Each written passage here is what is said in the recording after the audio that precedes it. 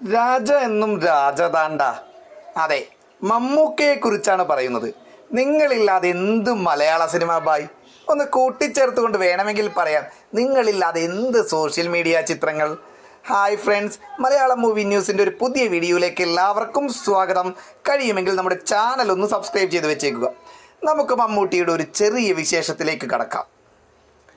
മഹേഷ് നാരായണന്റെ സംവിധാനത്തിൽ ഒരുങ്ങുന്ന ഒരു ബിഗ് ബഡ്ജറ്റ് ചിത്രം നവാഗതനായ ജിതിൻ കെ ജോസ് സംവിധാനം ചെയ്യുന്ന കളങ്കാവൽ എന്നിവയാണ് മമ്മൂട്ടിയുടേതായി വരാനിരിക്കുന്ന ചിത്രങ്ങൾ.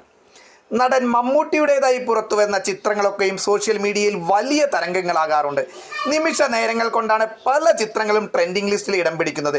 ഇപ്പോഴിത് അത്തരത്തിലൊരു ചിത്രമാണ് മമ്മൂട്ടി ആരാധകരെയും സിനിമാ പ്രേമികളെയും ഇളക്കി തന്നെ മറിക്കുന്നത്.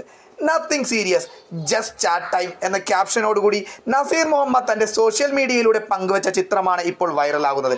പച്ച ഷർട്ടും വെള്ള പാൻറ്റും ധരിച്ച് ഒരു കസേരയിൽ ഫോൺ നോക്കിയിരിക്കുന്ന മമ്മൂട്ടിയാണ് ചിത്രത്തിൽ കാണാനാകുന്നത്. ചിത്രം പുറത്തു വന്നതിന് പിന്നാലെ മികച്ച പ്രതികരണമാണ് പ്രേക്ഷകരിൽ നിന്നും ലഭിക്കുന്നത്. നിങ്ങളില്ലാതെ എന്ത് സിനിമ ബായ്, ബോസ് വരാർ.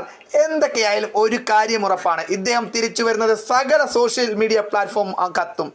രാജാവ് വരാൻ ടൈമായി എന്നിങ്ങനെയാണ് സോഷ്യൽ മീഡിയയിൽ നിറയുന്ന കമന്റുകൾ.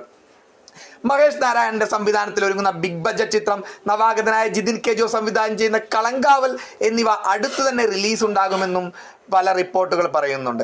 മഹേഷ് നാരായണൻ സംവിധാനം ചെയ്യുന്ന ചിത്രത്തിൽ മമ്മൂട്ടിക്കൊപ്പം മോഹൻലാൽ, കുഞ്ചാക്കോ ബോബൻ, ഫഹദ് ഫാസിൽ തുടങ്ങിയ വലിയ താരനിരയും അണിനിരക്കുന്നുണ്ട്. മഹേഷ് നാരായണൻ തന്നെ രചനയും നിർവഹിക്കുന്ന ചിത്രത്തിന്റെ ഛായാഗ്രാഹനം ബോളിവുഡിലെ പ്രശസ്ത ഛായാഗ്രാഹകൻ മനുഷ് നന്ദനാണ്.